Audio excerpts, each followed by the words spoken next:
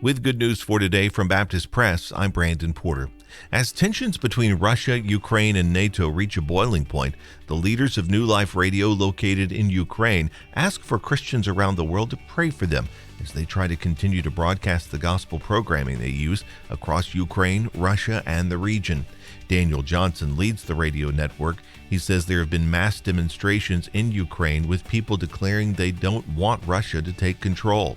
He says Ukrainians are trying to remove their money from banks as fear increases that Vladimir Putin will delegitimize their government. Despite political rhetoric, Johnson says they are encouraging Christians there to continue leaning on Christ and looking for opportunities to share their faith with others. In a meeting of the Southern Baptist Convention Executive Committee this week, Willie McLaurin officially became the interim president and CEO of the entity. The Executive Committee is the entity that receives funds from churches and distributes them to organizations such as the International Mission Board, the North American Mission Board, Southern Baptist Seminaries, and other entities of the SBC.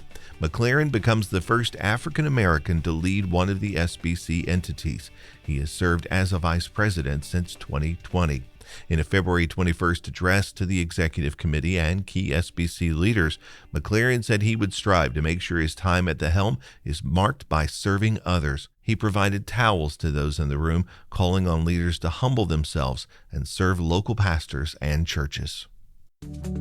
Good News for Today is made possible through our friends at the Voice of the Martyrs, a nonprofit organization that serves persecuted Christians around the world. Founded in 1967 by Richard and Sabina Wurmbrand, VOM is dedicated to inspiring believers to deepen their commitment to Christ and to fulfill His Great Commission, no matter the cost. Find out more and sign up for their free monthly magazine at vom.org/goodnews.